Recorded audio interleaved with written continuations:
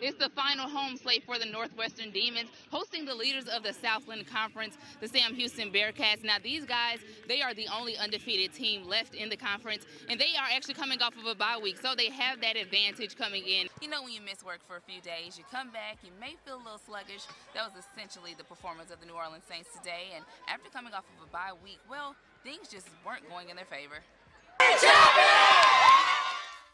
Man, what a night in the Palace last night. The Bolton Bears officially grabbed their first district title since 2003.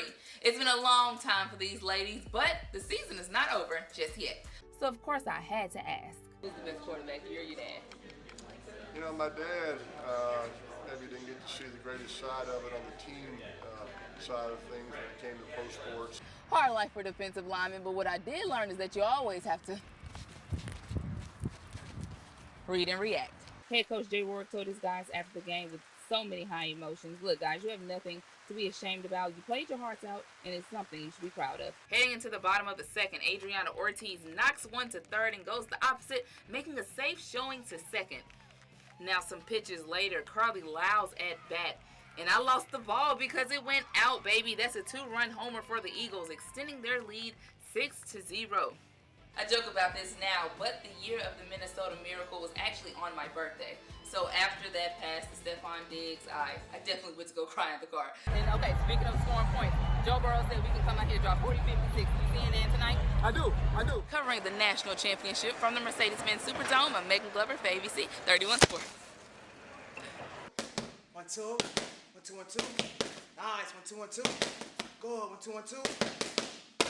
Beautiful. MMA is not just about the big punches. It's about consistency, love, and desire for the sport. Man, I love what I'm doing. I love this sport. I do. I love it. I've met a lot of people. It changed my life. What started off as a casual conversation in the gym began a new lifestyle for Calvin. I was just in the gym one day, and I heard another guy talking about MMA. You know, this is back when it hit the scene. It's starting to get real popular. And he was like, man, wrestlers make really good fighters. You know, them the guys that make you fighters. And I'm just hitting the weights and I'm listening to this guy. And I was like, I said, man, I used to wrestle. In the late 2000s, he made his trips throughout the fields of construction and firefighting, but he learned that fighting and fitness was where his heart was. So if you look at the time, 2006, I've been fighting about 14 years. So I've been fighting about 15 years, but I've been a professional about 14. And with his contagious passion of the sport, in comes Jose and Julius. I've been fighting probably since I was like 14, but never professionally. So just fighting in the streets. It's pretty cool just to be in such a unique situation in life. So fight February 29th and also playing college football, plus school, plus marriage is a whole different ball game. It's a lot of stuff to do, but it's fun. All three of these guys will represent Alexandria in the upcoming AKA Rite of Passage fight at the end of the month, this being the first of many for Jose and Julius, and Calvin will take on another fight later on in April. Yeah, it's good. I mean, I like it. I'm going to keep going for it and see what's going on, see what happens.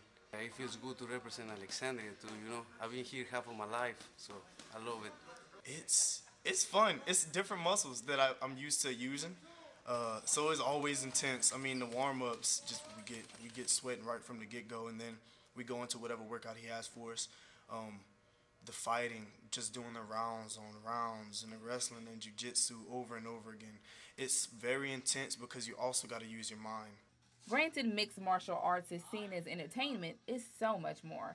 The desire will allow someone to learn, but the passion will allow someone to grow. You can look at fight in a negative way. You could, just like you could anything else on this planet. But if you have the heart to look for the good in anything, in MMA you will find it. And when you find it, you grow to love it. And once you grow to love it and the people around you grow to love them too.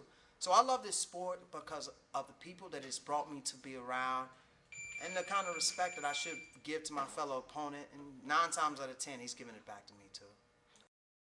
You know, we did some things that maybe wasn't expected, did some things that this school hasn't done, you know, maybe ever in some instances, and some instances hasn't done in a really long time. And he's been there through it all.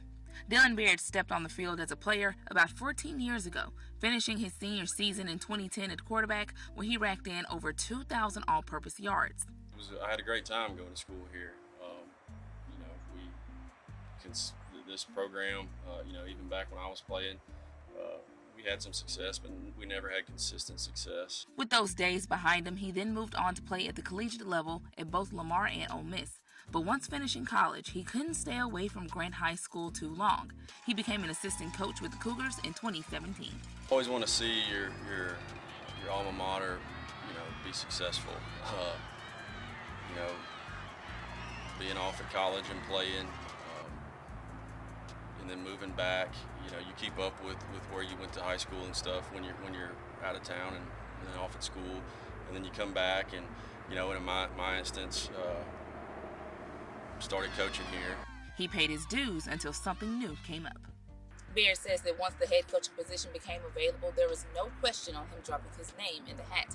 Now, after his first year and helping lead this team to a historic season, there's no ceiling to this program's success for years to come. Coach Allman retired. He was here for 5 years, I believe, 3 of which I was here. There was an opening. I thought it was best fit that I kind of transitioned in that role. It wasn't anything, like I said, nobody really knew what was going to happen, what was going to take place, but I think it was good. And it was. The Cougars were on a roll, winning their first 3 contests before losing their last 3 in the regular season. Unfortunately, due to COVID, they were out 2 games but landed a playoff spot at home, the first time in school history. The year as a whole was a success in my book and in our players' eyes, and we did a lot of things that I'm proud of and that our players are proud of and that we can build on going into next year. Now continuing to build the foundation at Grant and knock off some goals, Baird says he's learned a lot about himself in year 1. Patience is a big thing. You want to jump in and you want to have all this success and you want to do all of these things right away. And so understanding that those things take some time. Not that we can't have immediate success or we can't have things happen immediately, but ultimately things, it takes time. And so for me, I've learned to be a lot more patient. Reporting from Grant, Meagan Glover, ABC 31 Sports.